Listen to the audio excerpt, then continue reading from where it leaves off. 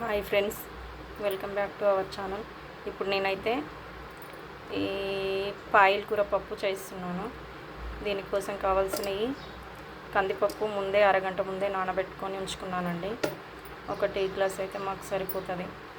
ఇది నానబెట్టుకున్నాను కాబట్టి ఉబ్బిపోయి ఉంది. ఇప్పుడు ఈ కడిగి నానబెట్టుకున్న కందిపప్పులో ఇగో పాయల కూర అండి. ఈ పాయల కూర కడిగేసి పెట్టుకున్నాను. 2-3 సార్లు నీట్గా వాష్ చేసుకోవాలి. ఈ కడిగేసుకున్న పాయల కూరని ఈ కందిపప్పులో వేసుకోవాలి. వేసుకున్న తర్వాత దీంట్లో ఒక టమాటా, ఒక 6 పచ్చిమిర్చి అయితే ముక్కలుగా కట్ చేశానండి. ఇవి దీంట్లో వేసుకోవాలి. నెక్స్ట్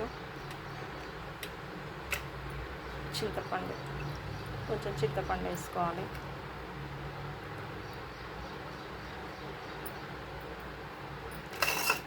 తర్వాత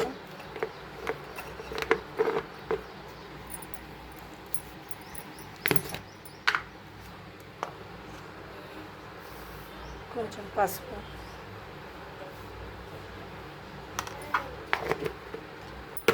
నెక్స్ట్ వచ్చేసి ఆయిల్ వేసుకోవాలి కొంచెం.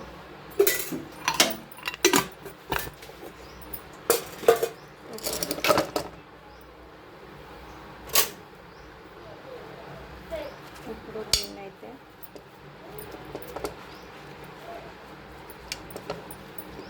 చింతపండు, టమాటా, పచ్చిమిర్చి, ఆయిల్, పసుపు వేసాను కదా.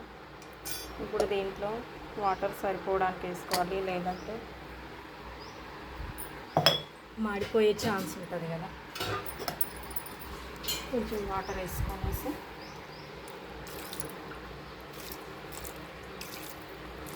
మూత పెట్టుకొని ఉడికించుకోవడమే అండి.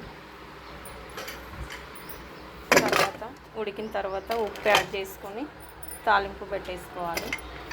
తాలింపు వీడియో అయితే నేను చేయనండి. ఇంకా ఇది ఉడికిన తర్వాత దీంట్లో ఫోన్లో ఎడిటింగ్ అయితే రావట్లేదు. అందుకని చెప్పేసి ఇది ఉడికే వరకు వీడియో లెంత్ ఎక్కువైపోతుంది కదా. దానికోసం అని చెప్పేసి నేనైతే ఈ పప్పు ఉడికించే వరకు అయితే ఈ ప్రాసెస్ అయితే తీసాను. ఈ వీడియో కనుక నచ్చితే షేర్ చేయండి, లైక్ చేయండి, కామెంట్ చేయండి, సబ్స్క్రైబ్ అయితే చేయండి, మర్చిపోవద్దు. ఓకే ఫ్రెండ్స్, బాయ్ మరి.